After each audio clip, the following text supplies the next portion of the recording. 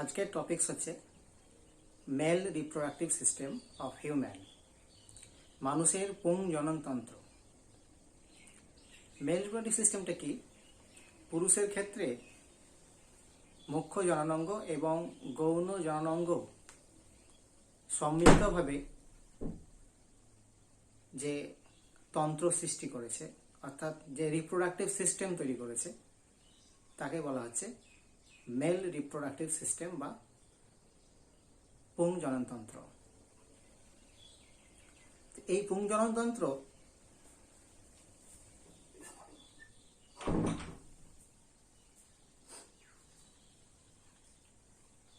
Primary sex organ এবং secondary sex organ নিয়ে গঠিত। প্রাইমারি সেক্স অর্গানের মধ্যে আছে ওয়ান পেয়ার টেস্টিস, এক জোড়া শুক্রাশয়, আর সেকেন্ডারি সেক্স অর্গানের মধ্যে আছে অ্যাক্সেসরি গ্ল্যান্ড, ক্যানাল সিস্টেম এবং পেনিস বা শিশ্ন। অ্যাক্সেসরি গ্ল্যান্ড যেগুলো আছে, সেই গ্ল্যান্ডের মধ্যে আছে seminal vesicle, prostate gland, Cowper's gland বা বাল্বো ইউরেথ্রাল গ্ল্যান্ড। আর ক্যানাল সিস্টেমের মধ্যে আছে vasa efferentia, epididymis, vas deferens, ejaculatory duct এবং ইউরিনোজেনিটাল ডাক্ট। এগুলোর সঙ্গে একটু পরিচয় করে নিই, কে কোথায় কোন লোকেশনে আছে। টেস্টিস, এটা একটা টেস্টিসের চিত্র, সেকশন পার্ট। স্ক্রোটামের মধ্যে স্ক্রোটাম থলি, দুই দিকে। স্ক্রোটাম থলি কোথায় না, পুরুষ মানুষের স্তনী চক্রের নিচে এবং দুই জাঙের মাঝখানে যে গোলাকৃতি যে থলি দেখা যায়, সেটাকে বলা হয় স্ক্রোটাম থলি বা স্ক্রোটাম। সেই স্ক্রোটামের মধ্যে একজোড়া টেস্টিস বাম দিকে এবং ডান দিকে অবস্থান করে। এবার হচ্ছে সেমিনাল ভেসিকল। সেমিনাল ভেসিকল হচ্ছে এই অংশটা, একটা থলি, শুক্রধারক থলি, অর্থাৎ টেস্টিস থেকে যে শুক্রাণু উৎপাদন হয় তার নাড়িপথে প্রবাহিত হয়ে ওখানে সেমিনাল ভেসিকলে সাময়িক সঞ্চিত হয়, তারপর সেটা সময় সাপেক্ষে বেরিয়ে যায়। প্রোস্টেট গ্ল্যান্ড, প্রোস্টেট গ্ল্যান্ডের ছবি এখানে আঁকা হয়নি। ঠিক এখান থেকে সেমিনাল ভেসিকলের পরেই এখান থেকে যে নালীটা নেমে আসবে, ইজাকুলেটরি ডাক্ট, সেই ইজাকুলেটরি ডাক্টের সঙ্গে আর পাশে মূত্রথলির সঙ্গে ছোট ছোট গ্রন্থির মতো বা বাদামের মতো দেখা যাবে, সেগুলো হচ্ছে প্রোস্টেট গ্ল্যান্ড। কাউপার্স গ্ল্যান্ড ঠিক আরেকটু নিচে এখানে থাকবে কাউপার্স গ্ল্যান্ড।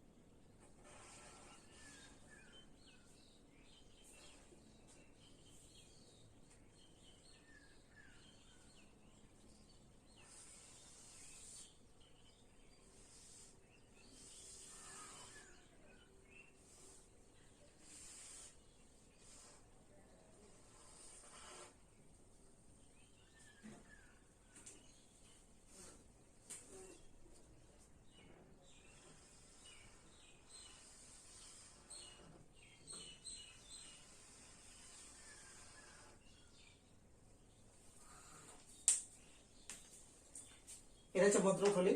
মূত্রথলির ঠিক উপরেই প্রোস্টেট গ্ল্যান্ড অবস্থান করবে এক জোড়া, এদিকে একটা ওদিকে একটা। আর তার থেকে আরেকটু নিচে, ইজাকুলেটরি ডাক্টের আরেকটু নিচে এখানে এক জোড়া ছোট ছোট গ্রন্থি থাকবে, এগুলো হচ্ছে কাউপার্স গ্ল্যান্ড। এবং এটা হচ্ছে পেনিস।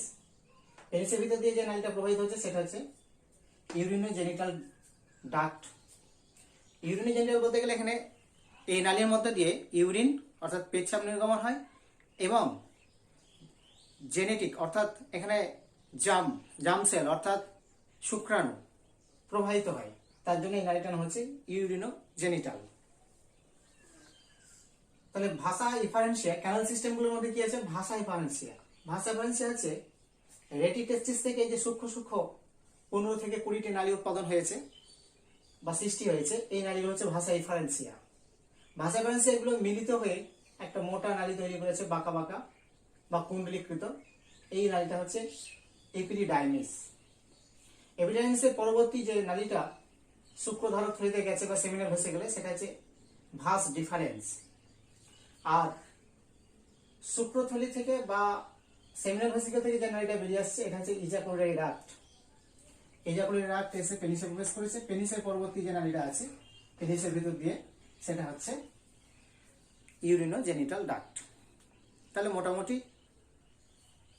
এর সম্পর্কে অ্যাক্সেসরি পার্টগুলো এবং প্রাইমারি পার্ট বা প্রাইমারি সেক্স অর্গান এবং অ্যাক্সেসরি যে সেক্স অর্গান, সেই সম্পর্কে মোটামুটি একটু ধারণা দেওয়া হলো।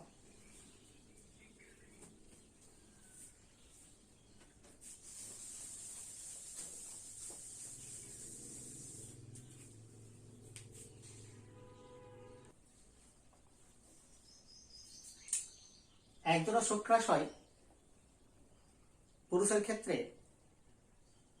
সে যখন ফিটাস বা ভ্রূণ অবস্থায় ছিল, তখন শুক্রাশয় অর্থাৎ তার মায়ের জরায়ুর মধ্যে যখন ছিল, তখন তার শুক্রাশয়ের গঠন সম্পন্ন হয়েছে এবং তার জন্ম হওয়ার 2 মাস পূর্বে শুক্রাশয় জোড়া অ্যাবডোমিনাল ক্যাভিটি থেকে, অ্যাবডোমিনাল ক্যাভিটি অর্থাৎ উদর গহ্বর, উদর গহ্বরের পিছন দিকে এবং কিডনির ঠিক নিচে এক জোড়া শুক্রাশয় এখানে অবস্থান করে।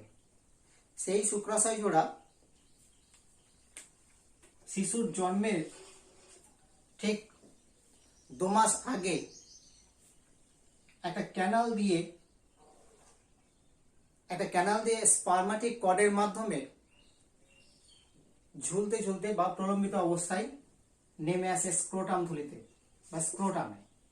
এটা হচ্ছে স্ক্রোটাম। এই যে ক্যানেল, এই ক্যানেলটার নাম হচ্ছে ইঙ্গুইনাল ক্যানেল। আর এই অংশটা হচ্ছে অ্যাবডোমিনাল ক্যাভিটি। তাই অ্যাবডোমিনাল ক্যাভিটিতে শুক্রাশয় জোড়া অবস্থান করে এবং শিশুর জন্মের 2 মাস পূর্বে টেস্টি জোড়া আস্তে আস্তে ইঙ্গুইনাল ক্যানেলের মাধ্যম দিয়ে স্পার্মাটিক কর্ড, এখানে যে তন্তুর মতো অংশগুলো আছে, এগুলো হচ্ছে স্পার্মাটিক কর্ড। স্পার্মাটিক কর্ডের মাধ্যমে নেমে আসে কোথায়? স্ক্রোটামে। এখন স্ক্রোটামের লেফট সাইড এবং রাইট সাইড, লেফট সাইডে লেফট এবং রাইট সাইডে রাইট, দুটো টেস্টিস স্ক্রোটামে অবস্থান করে। স্পার্মাটিক কর্ড যেটা, স্পার্মাটিক কর্ডের মধ্যে কি কি আছে? স্পার্মাটিক কর্ডের মধ্যে আছে ভেন, আর্টারি, নার্ভ এবং লিম্ফ ডাক্ট বা লসিকা বাহক।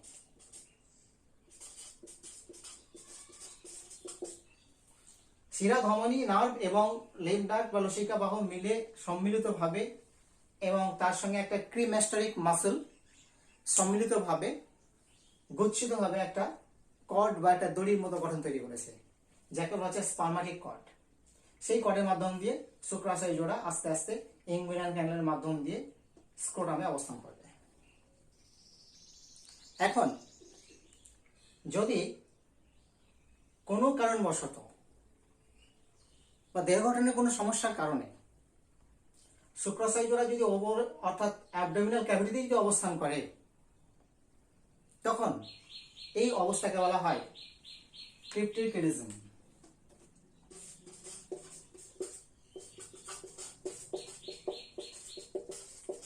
ক্রিপ্টিকিডিজম বা অ্যানার্কিজম। শুক্রাশয় জোড়া যদি কোনো অসুবিধার কারণে বা কোনো সমস্যার কারণে বা গঠনগত কোনো ত্রুটির কারণে যদি অ্যাবডোমিনাল ক্যাভিটিতে অবস্থান করে, না নেমে আসে স্ক্রোটামে, তখন তাকে বলা আছে ক্রিপ্টিকিডিজম বা অ্যানার্কিজম। আর যদি একটা শুক্রাশয় স্ক্রোটামে আসে আর একটা শুক্রাশয় যদি অ্যাবডোমিনাল ক্যাভিটিতে অবস্থান করে, মানে এই যে চিত্রটা দেওয়া আছে, অ্যাবডোমিনাল ক্যাভিটিতে অবস্থান করে, তাহলে তখন তাকে বলা হবে মনোরকিজম। মনোরকিজম মনোরকিজম কি তাহলে? যে শুক্রাশয় জোড়ার একটা যদি স্ক্রোটামে অবস্থান করে আর একটা যদি অ্যাবডোমিনাল ক্যাভিটিতেই থেকে যায়, তাহলে এই ঘটনাকে বলা হবে মনোরকিজম। যেমন এখানে এটা অবস্থান করছে, অ্যাবডোমিনাল ক্যাভিটিতে অবস্থান করছে, এটা হচ্ছে মনোরকিজম। এই অবস্থাটাকে আমরা এটা বলতে পারি, এটা হচ্ছে মনোরকিজম দশা। আর দুটোই যদি এখানে অবস্থান করে তাহলে হচ্ছে ক্রিপ্টিকিজম বা অ্যানার্কিজম। আবার এটাও দেখা যায় যে একটা সম্পূর্ণভাবে চলে এসছে স্ক্রোটামে আর একটা অ্যাবডোমিনাল ক্যাভিটি থেকে নেমে এসছে কিন্তু ইনগুইনাল ক্যানেলের কোনো একটা লোকেশনে অবস্থান করছে। সেটাই মুখেও এসে হতে পারে, মাঝখানে হতে পারে, বা যে কোনো পথে। তখন এই যে অবস্থা, এটাকে বলছে একটোপিক, একটোপিক টেস্টিস।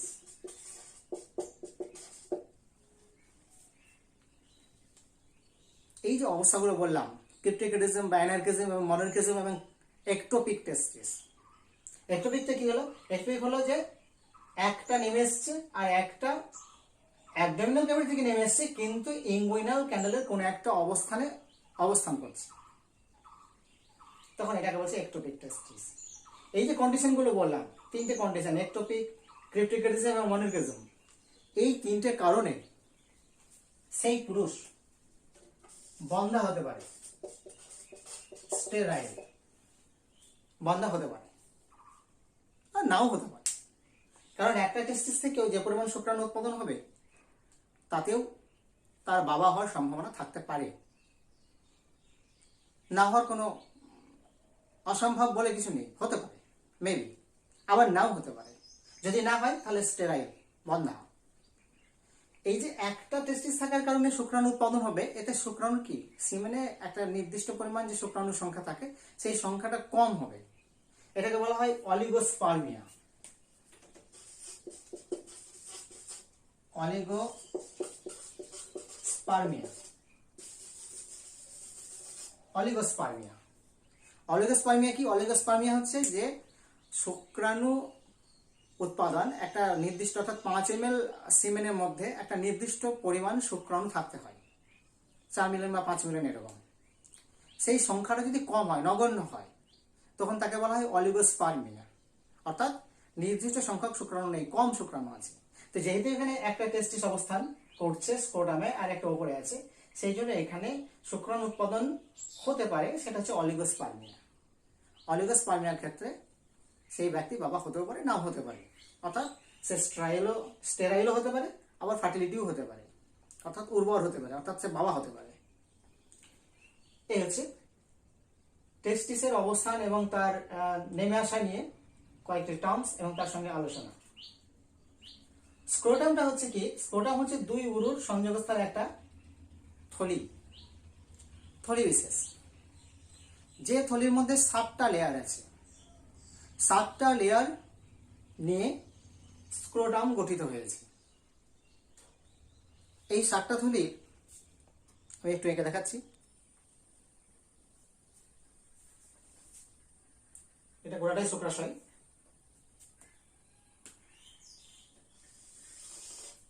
7টা লেয়ারই আছে, আমি একটা সাইডে গেছি।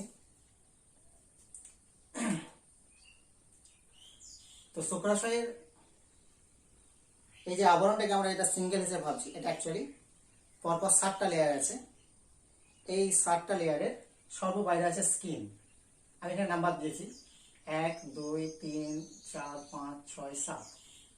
সর্ববাইরে আছে স্কিন, ত্বক, তারপর আছে টিউনিকা ডার্টাস, তারপর আছে এক্সটার্নাল স্পারমাটিক ফাসা, তারপর আছে ক্রিমাস্টারিক ফাসা, তারপর আছে ক্রিমাস্টার মাসল, তারপর আছে ইন্টারনাল স্পারমাটিক ফাসা, তারপর আছে টিউনিকা ভ্যাজাইনালিস। এই যে 7টা স্তর, সর্ববার আছে স্কিন, স্কিনের গায়ে লোম যুক্ত থাকবে। তারপর হচ্ছে টিউনিকা ডার্টাস। টিউনিকা ডার্টাস হচ্ছে একটা সংকোচনশীল এবং প্রসারণশীল একটা পেশি, যেটা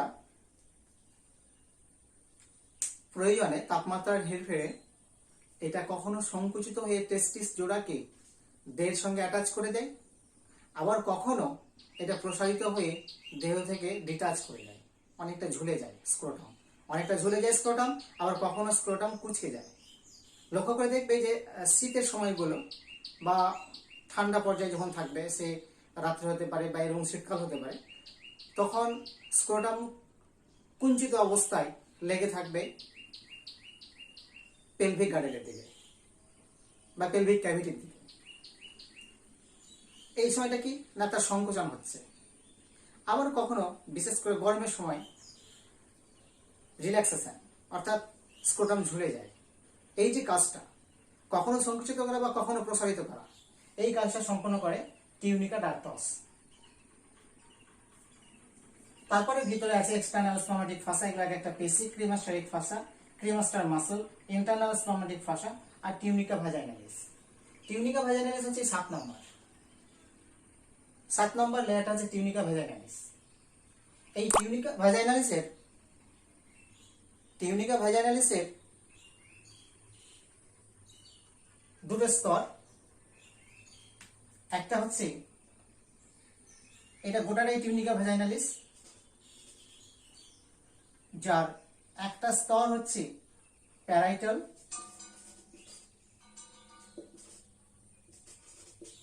আর ভিতরের স্তরটা হচ্ছে ভিসেরাল।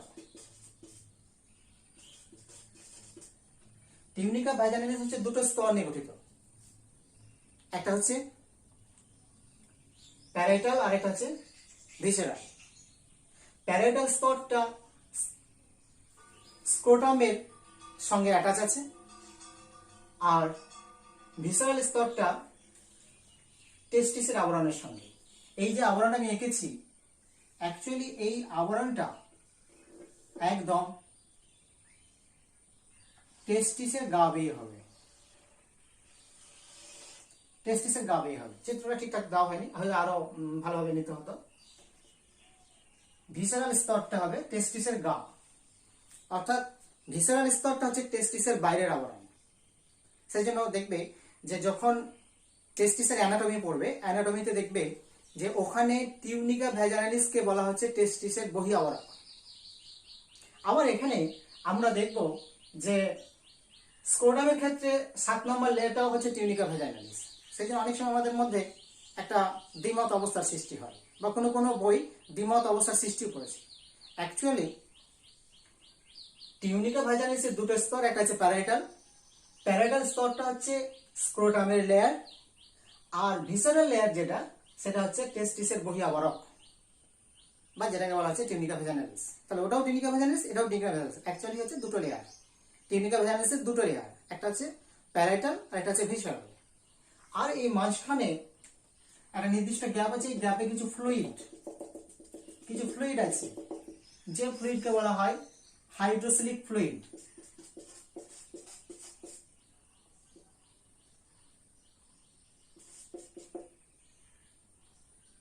হাইড্রোসিলিক ফ্লুইড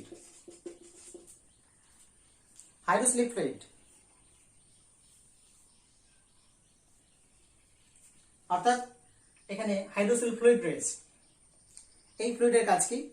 এই ফ্লুইডের কাজ হচ্ছে স্ক্রোটাম যদি বাইরে থেকে আঘাতপ্রাপ্ত হয়, তাহলে এই আঘাতপ্রাপ্ত বল তরলের মধ্যে ছড়িয়ে গিয়ে বিস্তার হয়ে যাবে এবং সেটা টেস্টিসের উপর বিশেষ কোনো প্রভাব ফেলবে না।